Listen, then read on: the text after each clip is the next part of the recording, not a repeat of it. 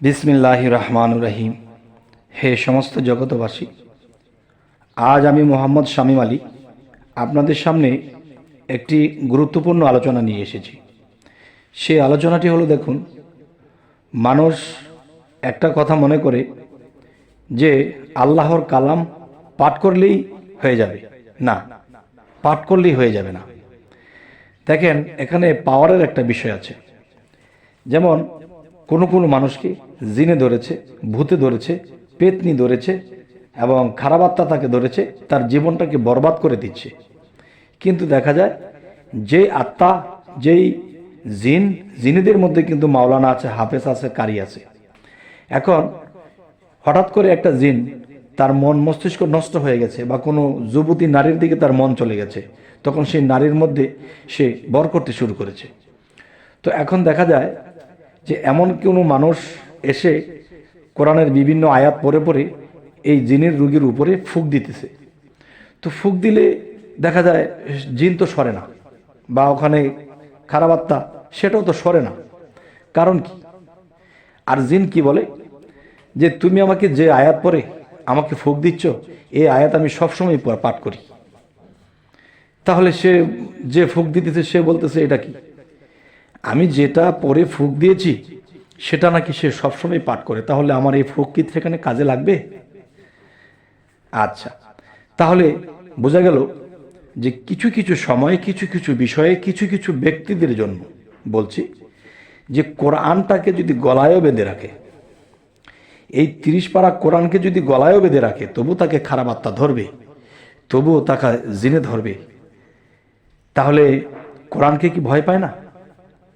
তাহলে শোনেন যে এর মূল বিষয় হলো যে এই পৃথিবীতে মানুষ, দেখা যায় পাওয়ারশীল মানুষ আছে, আবার একবারে নিম্ন শ্রেণীর পাওয়ার কম মানুষ আছে। দেখেন, কথা কিন্তু একটাই। যেমন আমাদের ঢাকা শহরে যদি আসি, যেমন প্রধানমন্ত্রী আছে, এবারে এমপিদের মধ্যে গেলে সাবির হোসেন আছে আমাদের ঢাকাতে। তাহলে ধরুন, এখন প্রধানমন্ত্রী যদি বলে যে আজকে এই ফার্ম গেট থেকে শুরু করে এয়ারপোর্ট পর্যন্ত রাস্তা বন্ধ থাকবে সারাদিন, তিনি বলার সাথে সাথে কার্যকর হয়ে যাবে, বন্ধ হয়ে যাবে। আচ্ছা, একটা রিক্সাওয়ালা বলতেছে যে ফার্ম গেট থেকে এয়ারপোর্ট পর্যন্ত রাস্তাটা বন্ধ করে দেওয়া হবে, আজকের সারাদিন বন্ধ থাকবে। একটা রিক্সাওয়ালা যদি কথা বলে, তার কথা তো মানবেই না, তার উপর দিয়ে গাড়ি চলে যাবে। এবং প্রধানমন্ত্রী যখন বলল, তখন তার কথায় সাথে সাথে বন্ধ হয়ে গেল। তাহলে এই রিক্সাওয়ালার হাত আছে, পা আছে, চোখ আছে, নাক আছে, কান আছে, তার কথায় কিন্তু গাড়ি তো থামলই না, বরং তার উপর দিয়ে উঠিয়ে চলে যাবে। আর প্রধানমন্ত্রী যেই দেশেই থাকুক, আমেরিকাও যদি থাকে, আর সেখান থেকে যদি খালি একবার বলে যে এই মুহূর্তে ফার্ম গেট থেকে এয়ারপোর্ট পর্যন্ত গাড়ি চলবে না, সাথে সাথে বন্ধ হয়ে যাবে। তাহলে এখানে ডিফারেন্স কিসে? ডিফারেন্সটা হলো পাওয়ারে। তাহলে যে কোরআন গলায় বেঁধে রাখলেও সেই ভূত পেত জিন মানুষের উপরে ভর করে নির্যাতন করে। আচ্ছা, এবং এই কোরআন থেকে কোনো আয়াত পরে যদি কেউ ফুঁক দেয়, কাজ করে না, কোনো কাজ হয় না। এর কারণ কি? আচ্ছা, আবার এই একই আয়াত যে পরে পরে ফুঁক দিয়েছিল, তার ফুঁকে কোনো কাজ হয়নি। আবার এমন কোনো ব্যক্তি, এমন কোনো কামেল অলি আউলিয়া, কোনো সাধু পুরুষ, কোনো সুফি, কোনো সাধক এসে ওই একই আয়াত পরে যখন ফুঁক দিল, ফুঁক দেওয়ার সাথে সাথে সেই জিন ভূত পেট তাকে ছেড়ে ওরে বাবারে মারে বলতে বলতে চলে গেল। তাহলে সেই কোরআনের আয়াত তো একটাই, কিন্তু এই আয়াতটা এমন কেউ পাঠ করেছে যে তার উপরে ফুঁক দেওয়াতে জিন ভূত পেট কিছুই লড়ে না। আবার এই একই আয়াত যখন ওরকম ব্যক্তি এসে ফু দিল, সাথে সাথে চিৎকার করে এখান থেকে পালিয়ে গেল। তাহলে বোঝা গেল কি যে ফার্মগেট থেকে এয়ারপোর্ট পর্যন্ত গাড়ি বন্ধ থাকবে, রিক্সাওয়ালার কথা মানল না। কেন? তার কথার পাওয়ার নেই।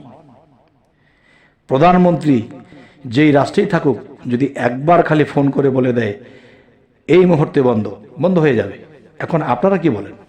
তাহলে বোঝা গেল যে এই কোরআন হযরত মুহাম্মদ সাল্লাল্লাহু আলাইহি সাল্লামের উপরে দান করেছেন, আর তিনি সমস্ত উম্মতের উপরে এটা দান করে গেছেন।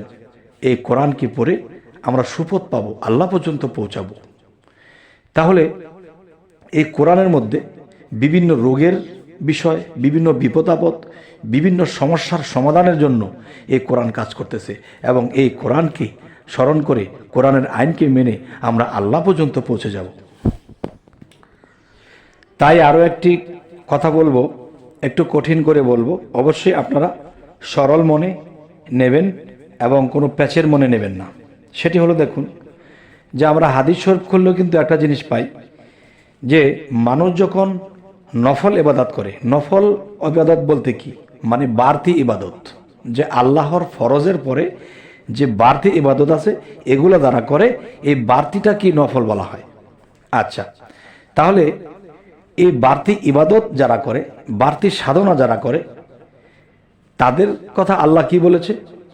যে যারা নফল ইবাদত করতে করতে করতে করতে এমন একটা পর্যায়ে চলে যায়, তখন সেই ব্যক্তির হাত পা চোখ নাক কান সব আমি আল্লাহর হয়ে যায়। তার হাত আমার হয়ে যায়, তার চোখ নাক মুখ সমস্ত কিছু আমার হয়ে যায়, এমনকি তার জবানটাও আমার হয়ে যায়। সুবহানাল্লাহ। তাহলে আল্লাহ তার ইবাদতে সন্তুষ্ট হয়ে তার মধ্যে আল্লাহ বিলীন হয়ে যায়। কারণ আল্লাহ তো বলেছি আমি মমিনের কালবে থাকি। মমিনের কালবে যদি আল্লাহ থাকি, তাহলে তার সাথে বিলীন হওয়া আর তার কালবে থাকা একই তো কথা। তখন সেই ব্যক্তি যখন কথা বলে, তার কথাগুলো কিন্তু সেই আল্লাহরই কথা। তাই বলবো, কোরআনের মধ্যে যে আয়াতগুলো লেখা আছে সবগুলোই তো কালাম। আর কালাম শব্দের অর্থ কি? কালাম শব্দের অর্থ কথা। তাহলে সব যদি আল্লাহর কথা হয়, আর সেই কোরআন থেকে যদি কোনো মানুষ, কোনো পবিত্র মানুষ সেই মানুষের মুখ দিয়ে পাঠ করে, তখন তার এই কালামগুলো আল্লাহর কালাম বের হচ্ছে। সুবহানাল্লাহ, আলহামদুলিল্লাহ। তাহলে এই কালামের মধ্যে যখন শক্তি থাকবে, পবিত্র মানুষ থেকে যখন এটা বের হবে, তখন জিন হোক, ভূত হোক, পেত হোক, এখানে ফু দিলে সে জ্বলে পড়ে যাবে।